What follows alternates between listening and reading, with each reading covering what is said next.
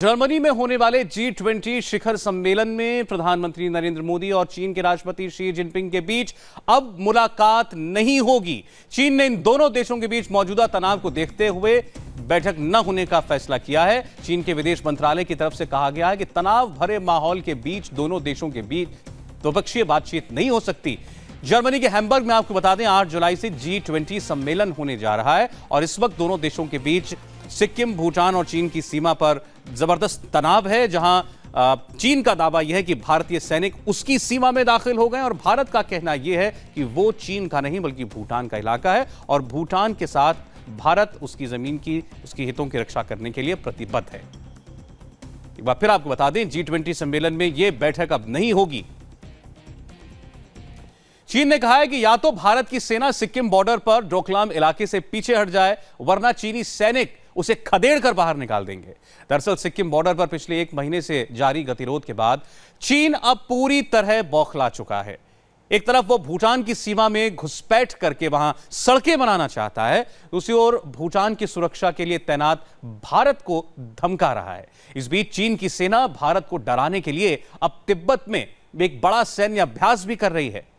अब हर किसी की नजर जर्मनी में G20 देशों के सम्मेलन पर लगी हुई थी, जहां पर मोदी और जिनपिंग आमने सामने होंगे। उम्मीद की जा रही थी कि दोनों शीर्ष नेता बैठकर इस मुद्दे का कोई हल निकाल लेंगे, लेकिन अब चीन ने इस उम्मीद पर भी पानी फेर दिया है। चीन की तरफ से कहा गया है कि मौजूदा माहौल में शी जिनपिंग और नरेंद्र मोदी के बीच 1-to-1 मुलाकात, द्विपक्षीय बातचीत नहीं हो सकती।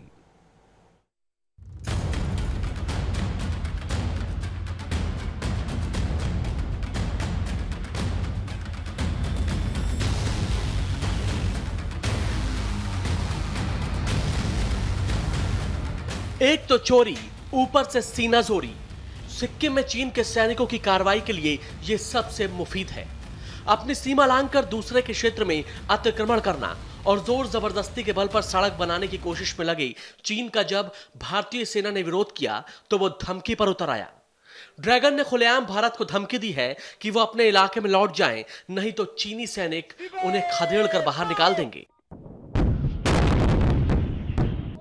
As far as the solution is concerned, the Indian border troops pull back to the Indian side of the boundary unconditionally and immediately.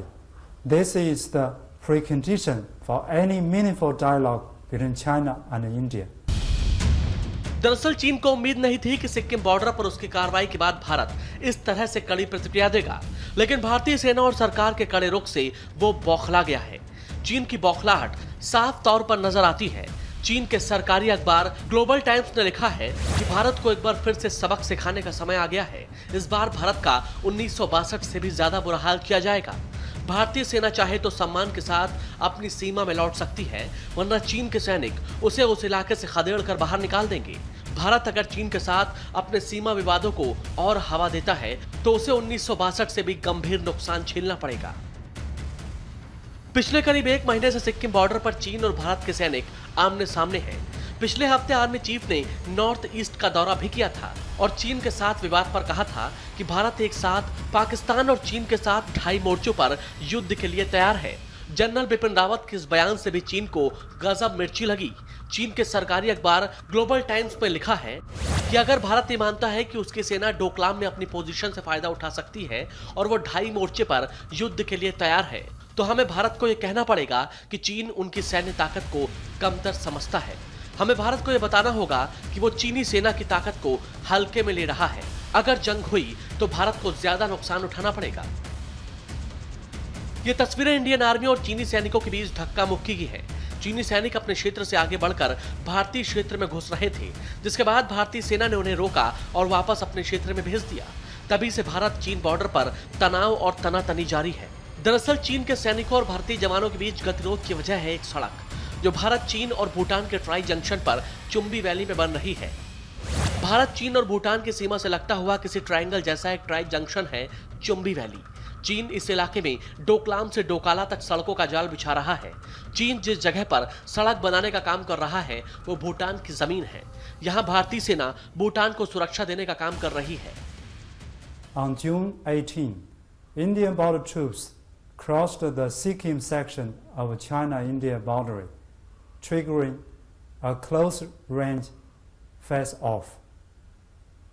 Actually, this section is delimited by the convention between China and Great Britain relating to Tibet and Sikkim in 1890.